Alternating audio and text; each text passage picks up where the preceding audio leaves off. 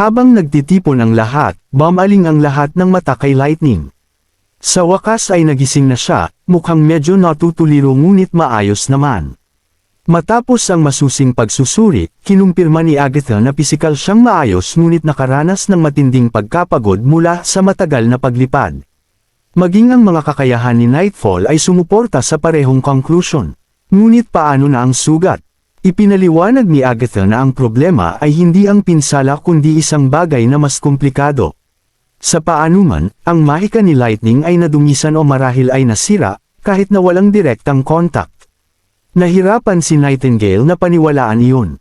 Kung naapektuhan si Lightning ng enerhiya ng demonyo, agad niya itong mapapansin.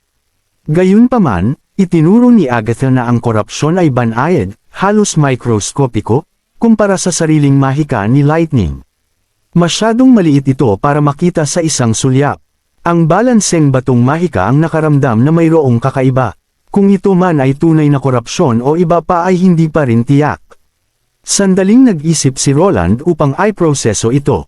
Hindi pa kailanman nagpakita ang mga demonyo ng ganitong uri ng kakayahan. Ipinaliwanag ni Agatha na bagamat umiiral ang mahikang nakakaapekto sa iba, gayunpaman, ang pagpigil sa paggaling ng sugat ay hindi pa naririnig. Ngunit kung iyon ang kaso, kung gayon magkakaroon ng kahulugan ang mga bagay. Karaniwan, lilinisin ng kapangyarihan ng God Punishment Stone ang gayong korupsyon. Ngunit malinaw na hindi ito isang simpleng kaso. Gusto ni Roland ng solusyon. Sa kasamaang palad, wala sa ngayon. Ang pinakamahusay na hakbang ay dalhin si Lightning sa ikatlong bayan sa hangganan para sa obserbasyon. Marahil ay mas maraming kaalaman si Pasha. Napabuntong hininga si Roland at tumango. Lumapit siya kay Lightning at nakita niyang ibinaba nito ang ulo, mukhang labis na nagkasala. Nang sa wakas ay magsalita siya, nanginginig ang kanyang boses. Halos maiyak siya habang humihingi ng tawad. Inabot lang ni Roland ang kanyang kamay at ipinatong ito sa ulo niya. Inalaw niya ito at sinabi na magiging maayos siya, sisiguraduhin niya iyon. Tumingin si Lightning kay Roland sandali bago ngumiti ng bahagya at tumango. Pagkarating sa ikatlong bayan sa hangganan, hindi nag-aksaya ng oras si Roland at nagtanong sa kondisyon ni Lightning. Tiniyak ni Pasha sa kanya na malaki na ang paggaling ni Lightning. Sa piling ni Eleanor nitong mga nakaraang araw, naging abala siya kaya panandalian niyang nakalimutan ang kanyang engkwentro sa mataas na ranggong demonyo. Ngunit naroon pa rin ang mas malaking tanong, ano nga ba ang nakaapekto sa kanya? Tinanong ni Wendy kung may natagpuan sila, ngunit nakakadismaya ang sagot. Walang mga tala sa kanilang mga archive ang tumutugma sa pangyayaring ito, ngunit may teorya si Pasha. Kung hindi ito naitala, marahil ito ay isang bagay na ganap na bago, marahil isang kakayahan na kamakailan lamang nabuo ng mga demonyo. Gayunpaman, umiiral ang mga katulad na epekto, at nakababahala ang mga kahihinatnan. Dumilim ang ekspresyon ni Pasha, at naniniwala siyang maaaring ito ay isang sumpa. Pinangunahan ni Pasha ang grupo ng mas malalim sa isang yungib na puno ng mga libro at scroll, binunot niya ang isa, pinagpega nito bago ibigay kay Roland. Binasa niya ang mga pahina, mga paglalarawan ng mga sugat na ayaw gumaling, mga biktimang pinahina ng unti-unting pagkawala ng dugo, at mga bakas ng dayuhang mahika na nananatili sa kanilang mga katawan. Kung ang kasong ito ay sumunod sa parehong pattern, hindi gagana ang mga karaniwang paggamot, at halos imposible itong alisin sa pamamagitan ng panlabas na paraan. Ngunit naniniwala si Nightingale na mayroong paraan upang alisin ang sumpa. Binaligtad ni Pasha ang pahina at patuloy na nagpaliwanag. Isinalaysay ng mga tala ang kwento ng isang mangkukulam na nagngangalang Semanya, na naharap sa katulad na kalagayan. Sa isang desperadong huling laban, siya ay naging isang transcendent na mangkukulam at hinati ang mataas na ranggong demonyo sa dalawa. Habang ang kanyang mga kaalyado ay sumuko sa sumpa, siya, laban sa lahat ng posibilidad, ay nakaligtas.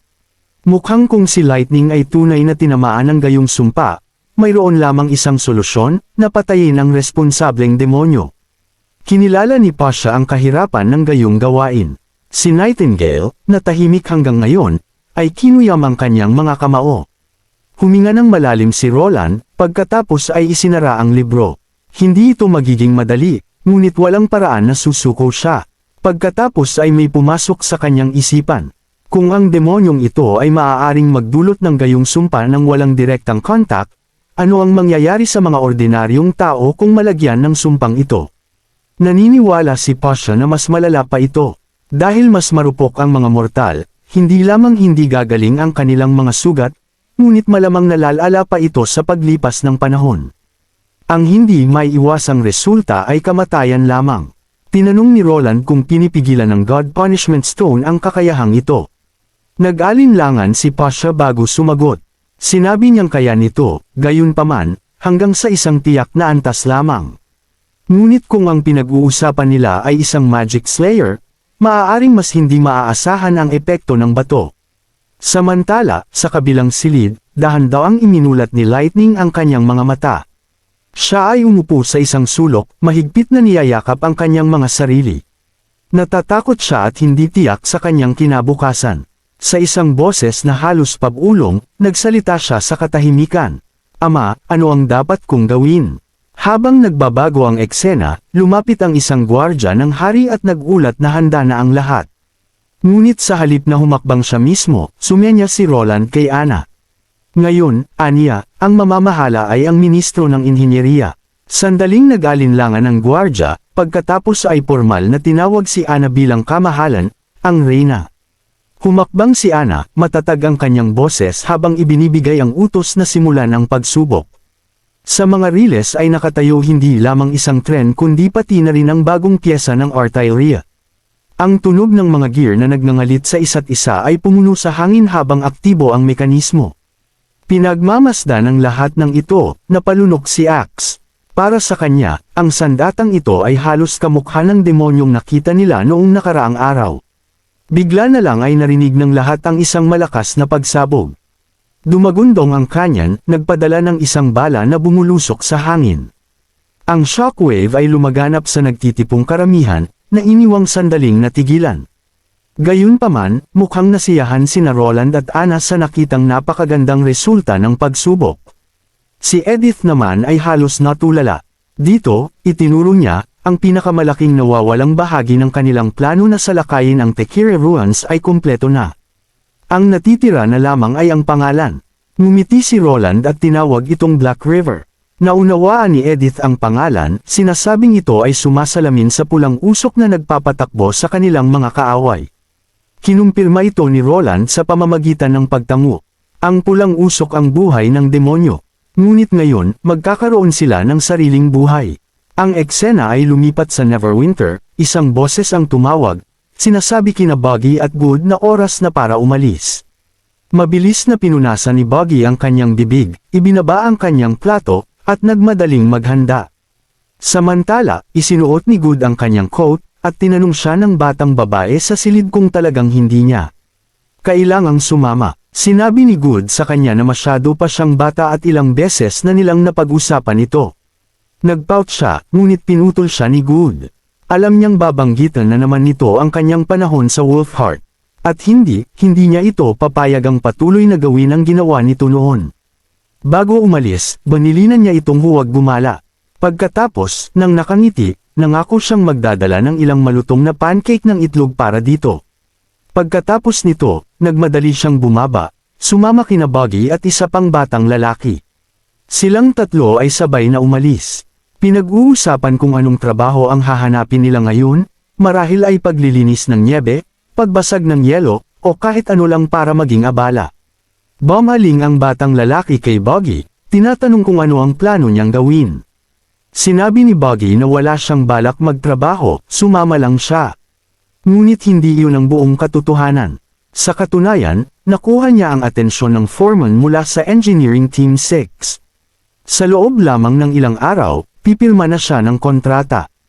Ang formal na recruitment ay nangangahulugang dobleng sweldo, na higit pa sa sapat upang magsimulang mag-ipon para sa down payment para sa bahay. Pagkatapos niyang makuha ang kanyang ID, opisyal na siyang magiging residente ng Neverwinter. Habang papunta sila sa sentro ng lungsod, doon nila napansin ang isang malaking grupo ng tao na nagtitipon sa paligid ng isang tolda. Mukhang isang uri ng recruitment. Isang lalaking may loudspeaker ang sumisigaw sa karamihan, ipinapaliwanag na naghahanap sila ng mga lalaking malalakas ang katawan, dahil hindi kinakailangan ng marunong bumasa at sumulat at ID. Ang kailangan lang nila ay pumasa sa pisikal na pagsusulit para makapasok. Sandaling natahimik ang karamihan. Hindi ito inaasahan dahil ang mga kinakailangan sa hukbo ay palaging limitado sa mga opisyal na residente. Kaya bakit biglang nagbago ang panuntunang iyon? Biglang bumilis ang tibok ng puso ni Good. Ang pagsali sa unang hukbo ay nangangahulugang habambuhay na seguridad, pagkain, damit, tirahan, lahat ay inaasikaso. Kahit sa kamatayan, ang kanyang pamilya ay babayaran ng malaki. Para sa kanya, ito ay isang garantisadong kinabukasan. Ngunit nangako na si Boggy sa foreman. Tumango si Good bilang pag-unawa, pagkatapos ay sumiksik sa karamihan. Nag-alinlangan ang nakababatang lalaki, hindi sigurado kung ano ang gagawin. Tinapik ni Boggy ang kanyang balikat at sinabing hindi na ito ang panahon niya, para na ito sa mas batang henerasyon. Sinabi niya sa batang lalaki na umalis na. Kinuyam ng batang lalaki ang kanyang mga kamao, nagpa siya, at sumunod. Pagkatapos magparehistro, pumila sila. Wala silang ideya kung ano ang magiging pagsusulit. Ngunit tiwala si Good at kung ito ay pisikal na pagsusulit, wala siyang dapat ipag-alala. Pagkatapos ay narinig nila ang sigaw. Isang matinis at nakakapanlulumong hiyaw mula sa loob ng tolda ang nagpadala ng panginginig sa kanilang gulugod. Natigilan ang batang lalaki, nagtataka kung sinusubukan nila ang kanilang pagtitiis sa sakit. Mabilis na umiling si Good. Kung pag-torture iyon, mas malalayo ang agwat ng mga hiyaw. Pagkatapos, narinig nilang sumusuka ang mga tao. Nagkatinginan ang dalawa, wala na ni isa sa kanila ang gustong pumasok sa loob. Nang lumabas ang unang grupo ng mga bagong recruit, halos wala ni isa sa kanila ang makatayo ng maayos. Mabuti na lang at mabilis na nagbilang si Good. Parang 9 sa 10 ang bumagsak, pero ang pinakanamumukod-tangi ay kung gaano sila kaina. Nanginginig ang kanilang mga binti, at wala na silang balanse, gayong ang mga ito ay malalakas at malulusog na lalaki ilang minuto pa lang ang nakakalipas. Hindi nagtagal, tinawag na ang kanilang mga pangalan.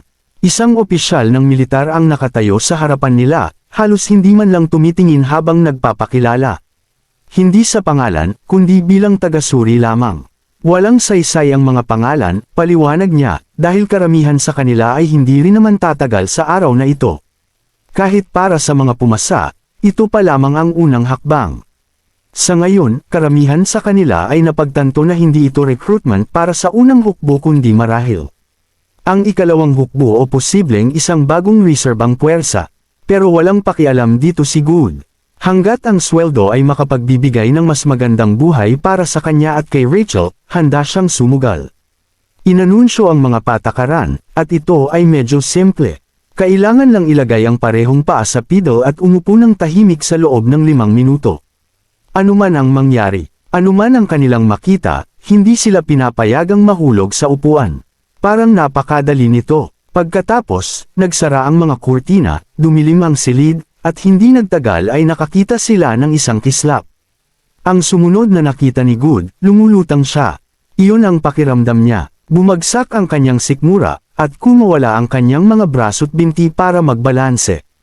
Kumalat ang gulat sa kanyang katawan bago pa man makapag-isip ang kanyang isipan. Mabilis niyang napagtanto na nakaupo pa rin siya, at ito ay isang ilusyon. Pero talaga namang parang totoo ang pakiramdam. Nagngangalit ang kanyang mga ngipin. Inuulit sa sarili, kumalma ka, manatiling nakaupo. Pagkatapos, sumagi sa isip niya ang mukha ni Rachel.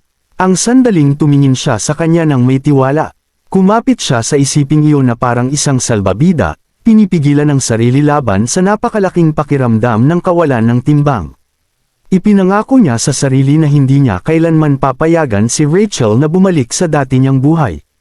Ilang minuto ang lumipas, nawala ang ilusyon. Pumalakpak ang mga tao, pinutol ang katahimikan. Nang matapos ang unang pagsubok, binati ang mga natira. Ngunit binalaan din sila na mahaba pa ang kanilang lalakbayin. Mahina siyang bumantong hininga, ngayon lang napagtantong basang-basa siya ng pawis. Nanginginig ang kanyang mga kamay sa pag-iisip na iyon pa lamang ang unang pagsubok. Halos hindi siya makapaniwalang nakalusot siya. Tumingin-tingin si Good, pero wala na ang kanyang kasama. Ang natitirang mga recruit ay dinala sa ibang silid, kung saan sila inutusang umupo. Ang tanging kinakailangan sa pagkakataong ito ay ang manatili sa kanilang upuan. Pagkatapos, pinindot ang button. Nang sandaling humandar ang makina, naramdaman ni Good na umiikot siya. Dahan-dahan sa simula, pagkatapos ay pabilis ng pabilis. Hindi nagtagal, lumabo ang mundo. Ang mga mukha ng mga taga-suri ay naglaho sa mga guhit ng paggalaw. Kumulo ang kanyang sikmura at parang may kumakausap sa kanyang ulo. Dahil dito, nagtaka siya kung sinusubukan ba nilang mag-recruit ng mga halimaw para sa hukbo. Nang halos mawala na siya ng malay, huminto ang makina. Muli, narinig niyang pumapalakpak ang mga tao. Lumilitaw na pumasa sila sa unang pagpili. Ngunit mayroon pa ring gustong sabihin sa kanila ang taga-suri. Pinigilan ni Good ang matinding pagduduwal, pinilit ang sariling tumangala. Kalmado ang boses ng lalaki, halos natutuwa pa nga.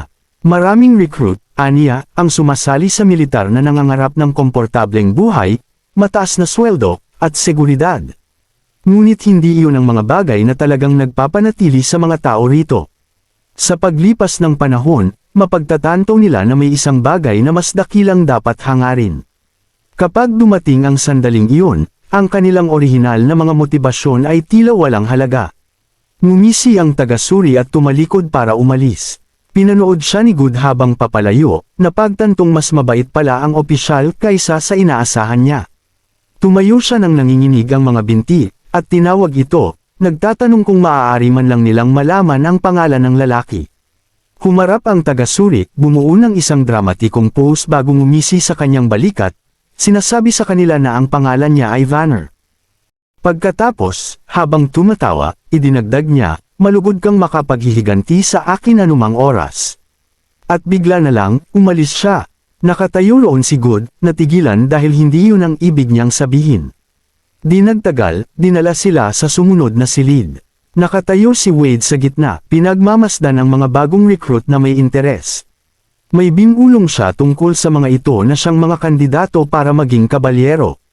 Ikinagulat iyon ni Good, at inisip niya kung ang unang hukbo ba ay talagang nagre-recruit ng mga kabalyero.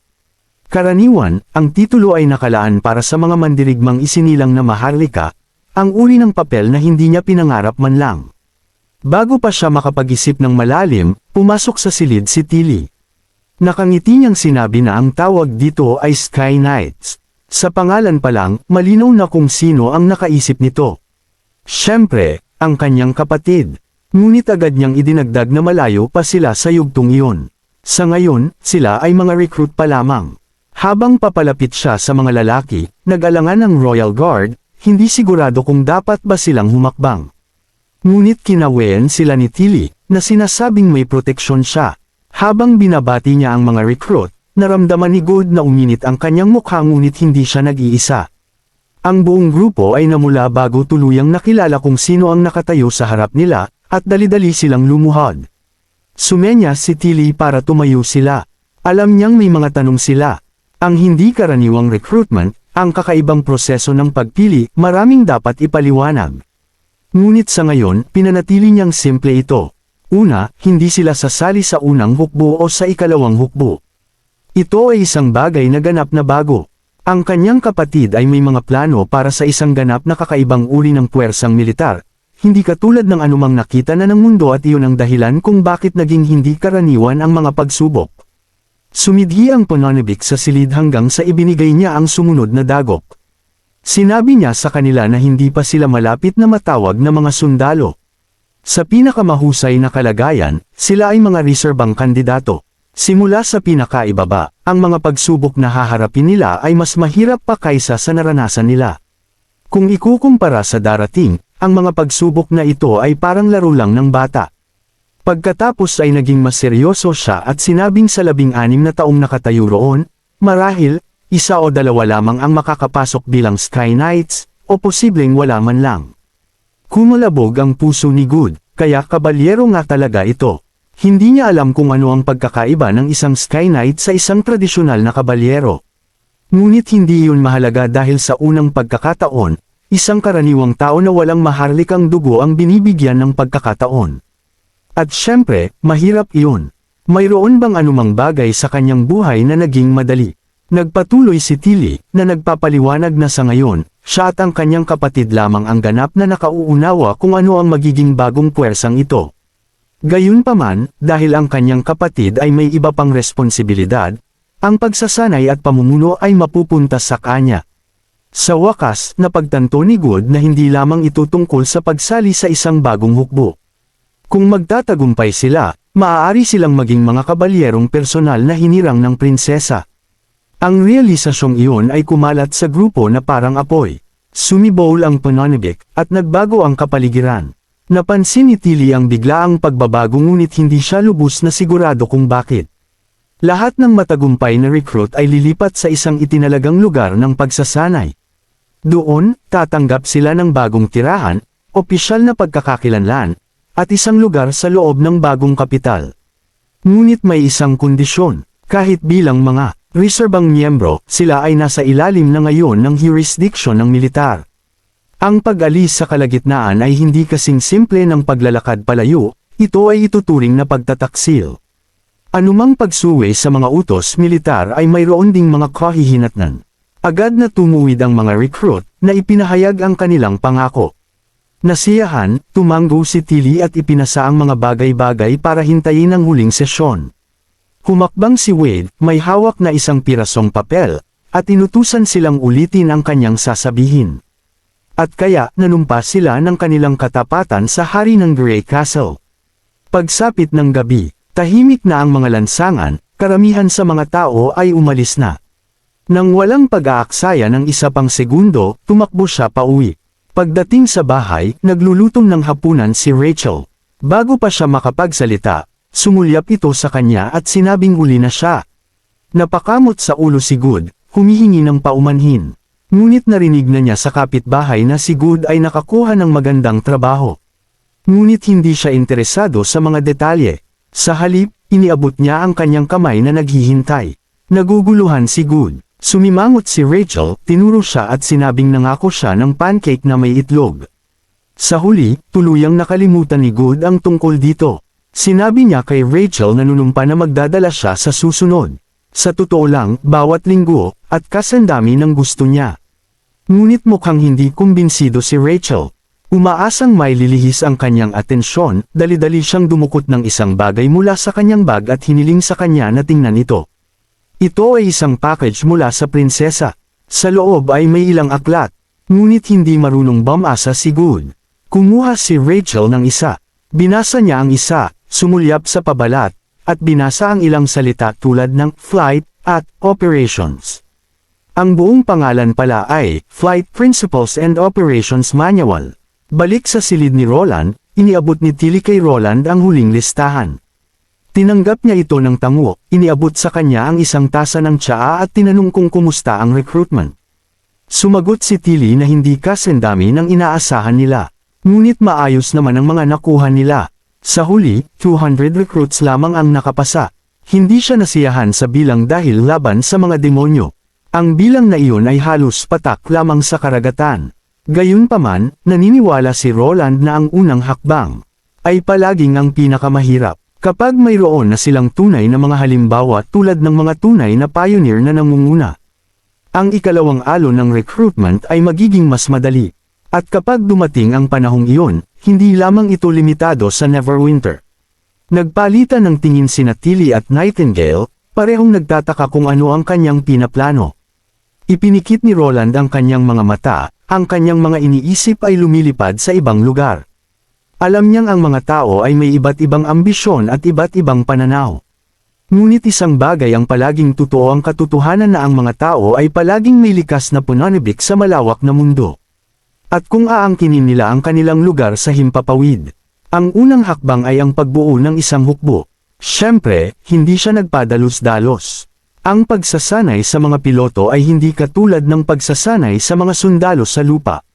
Dahil ang mga sistema ng kontrol sa paglipad ay nasa murang yugto pa lamang. Ang likas na talento ang lahat. Ang pangunahing tibay, koordinasyon, at resistensya sa pagkahilo ay mga pangunahing kinakailangan lamang. Ang spatial awareness, mabilis na reflexes, at isang likas na pag-unawa sa mekanika ng sasakyang panghimpapawid. Iyon ang tunay na tumutukoy sa pinakamahusay na mga piloto. Habang ang mga veterano ng unang hukbo ay disiplinado at maaasahan. Hindi sila kinakailangang angkop para sa bagong puwersang ito. Posibleng pumili ng ilang natatanging opisyal. Ngunit ang pagbuo ng isang buong Air Corps mula sa mga kasalukuyang sundalo ay labis na. Iyon ang dahilan kung bakit pinalawak niya ang mga pamantayan sa pagpili. Nagdadala ng mga bagong recruit mula sa mga bagong residente. Sakto naman, may nahadyap ang kanyang atensyon. 6 na recruit ang nabigong kumpletuhin ang seremonya ng panunumpa. Samando si Nightingale at sinabi sa kanya na ang 6 na iyon ay hindi lamang nag-aalangan. Sila ay talagang nagsisinungaling. Hiniwalay sila ni Wade para tanungin. At 2 sa kanila ay opisyal pang ang residente ng Neverwinter. Bumantong hininga si Roland. Hindi naman ito nakakagulat. Nagbabago ang mga tao, at ang katapatan ay nag-iiba-iba. Inaasahan niyang ang lahat ay walang pag-aalinlangang debosyon. Ngunit kahit na ganoon, ang makita ito ng personal ay nag-iwan ng mapait na lasa. Hindi pa tapos ang investigasyon, ngunit nabuo na ni Nightingale ang mga pangunahing detalye. Ang mga taong ito ay sinuhulan ng mga dayuhang mga ngalakal, na nagtatangkang makapasok sa militar para sa teknolohiya ng armas. Kumilos na ang mga awtoridad. Sa ngayon, isang mababang ranggong katulong lamang ang nahuli sa isang lokal na hotel. Ngunit salamat sa mga kakayahan ni Summer, nagtagumpay silang makatuklas ng isang liham mula sa lumang kabisera ng hari. Ang utak sa likod nito ay isang maharlika. Mayroon na silang mga pangalan at mukha, at salamat sa mga guhit ni Soraya. Ang mga mukhang iyon ay naipadala na kay Tasa sa pamamagitan ng mga hayop na mensahero. Kaya ang paghuli sa kanila ay oras na lamang. Walang sinabi si Roland sa una. Tiningnan siya ni Nightingale sandali. Pagkatapos ay ikiling ang kanyang ulo at tinanong kung may bumabagabag sa kanya. Tumawa siya, umiling, at sinabing mahusay ang ginawa niya. Ngunit kung gustong maglaro ng mga maharlikang ito, mayroon siyang tamang lugar para sa kanila. Ang mga linya sa North Slope ay palaging nangangailangan ng dagdag na kamay. Mukhang may ilang tao pa ring kumakapit sa nakaraan. Tumatangging tanggapin na nagbago na ang mundo. Hindi siya nagulat. Tutal, ang pamamahalang feudal ay tumagal ng mahigit 1,000 taon. Walang sino man ang makakaasa na ito ay mawawala ng magdamag.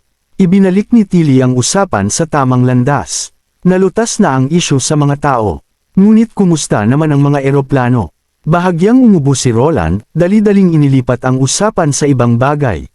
Binabanggit na kamakailan lamang ay gumawa si Evelyn ng isang batch ng mga inuming chaos na may hindi kapani-pani walang lasa at tinatanong kung gusto ni Tilly na subukan ang ilan. Likas na sumang-ayon si Tilly.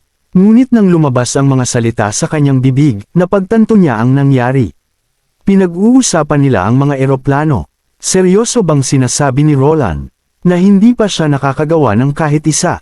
Ipinaliwanag ni Roland na karamihan sa mga tao ay kailangan pa ring magsimula sa pangunahing literacia at teoretikal na kaalaman at ang mga glider ay maaaring magsilbing demonstrasyon. Ngunit bago pa siya matapos, hinampas ni Tilly ang kanyang kamay sa mesa.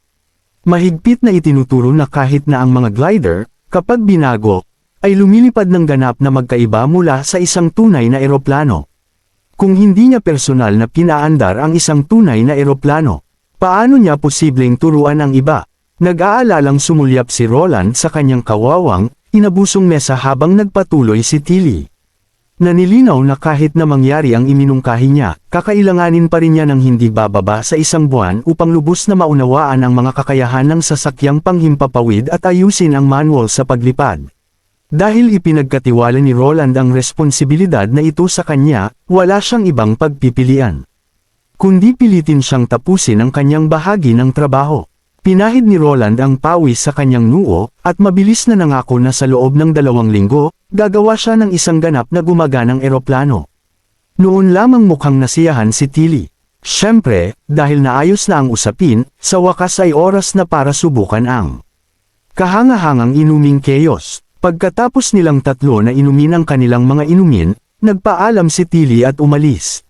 Gayunpaman, mukhang naguguluhan si Nightingale. Nang tanungin ni Roland kung ano ang problema, itinuro niya na madalas siyang tawagin ni Tilly na kapatid sa publiko, ngunit bihirang gawin ito kapag silang dalawa lang. Napagtanto ni Roland na may punto siya. Wala rin siyang ideya kung bakit. Pareho silang napahawak sa kanilang baba, sinusubukang alamin kung bakit.